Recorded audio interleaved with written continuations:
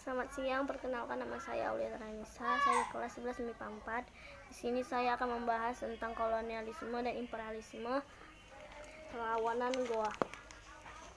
Kerajaan Goa merupakan salah satu kerajaan yang sangat terkenal di Nusantara. Pusat pemerintahan berada di Sombaopu yang sekaligus menjadi pelabuhan kerajaan Goa. Sombaopu senantiasa terbuka untuk siapa saja. Mereka diizinkan membangun loji di kota itu. Goa anti terhadap tindakan monopoli perdagangan. Makassar dengan pelabuhan Sombaopu memiliki posisi yang sangat strategis dalam jalur perdagangan internasional.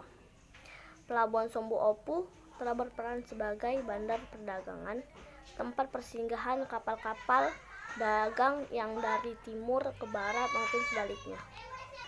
Dengan melihat peran dan posisi Makassar dan kerajaan Goa, VOC ini berusaha untuk dapat mengendalikan Goa.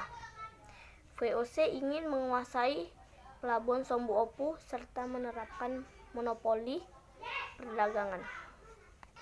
Untuk itu, VOC harus menundukkan kerajaan Goa. Namun berbagai upaya telah dilakukan oleh VOC dan itu gagal.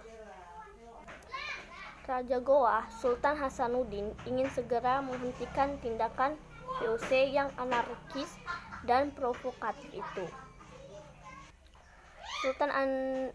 Sultan Hasanuddin menentang ambisi VOC yang ingin memaksakan monopoli di Goa. Seluruh kekuatannya ia kumpulkan dan dia siapkan untuk menghadapi VOC.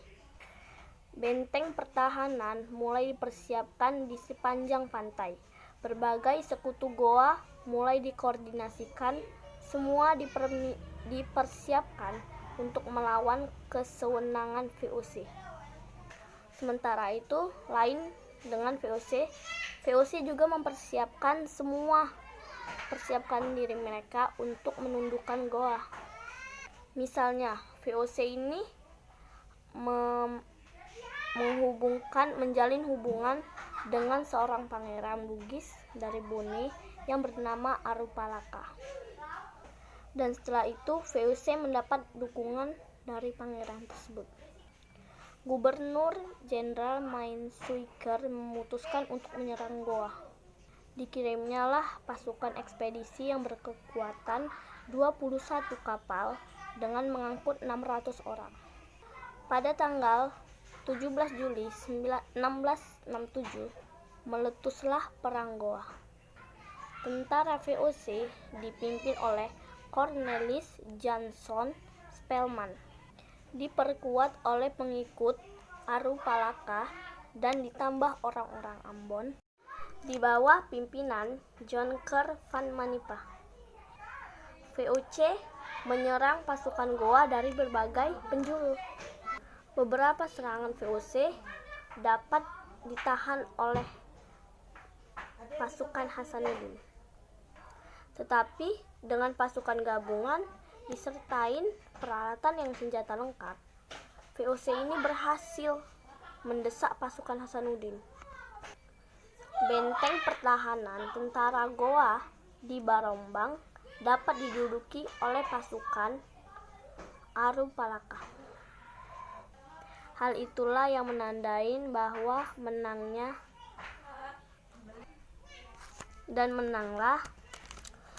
pasukan VOC melawan kerajaan Goa. Lalu Hasanuddin dipaksa untuk menandatangani perjanjian Bongaya pada tanggal 18 November. Salah satunya adalah Goa harus mengakui hak monopoli VOC. Semua orang barat kecuali Belanda harus meninggalkan wilayah Goa. Goa harus membayar biaya perang. Sultan Hasanuddin tidak ingin melaksanakan perjanjian tersebut. Lalu karena itu isinya menentang dengan hati nurani dan semboyan masyarakat Goa atau Makassar.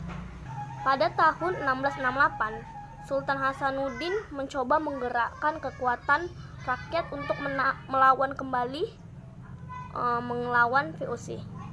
Namun perlawanan itu dapat dipadamkan oleh VOC.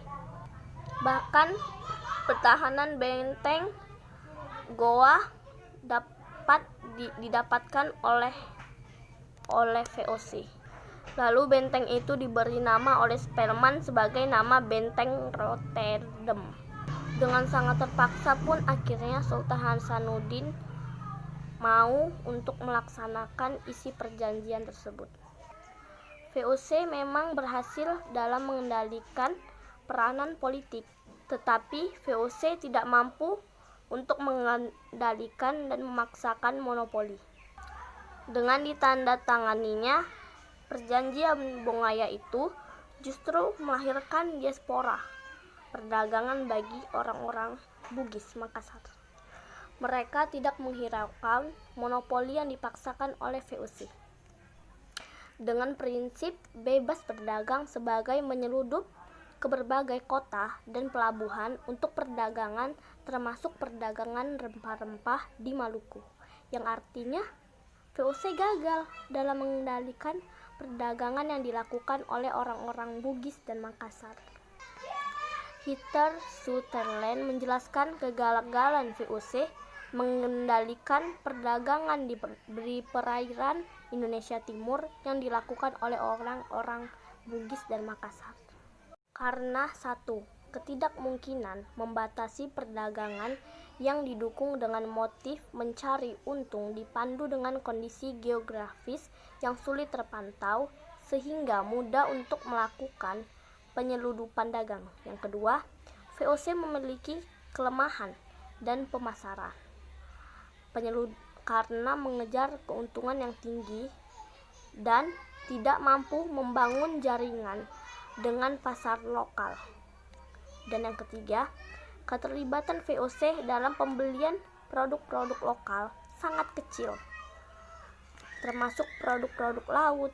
Sementara para pedagang Cina sangat menghargai produk lokal dan produk-produk laut ini, dan akhirnya pun VOC tidak mampu bersaing dengan pedagang Cina dan prabumi. Sekian video saya. Terima kasih.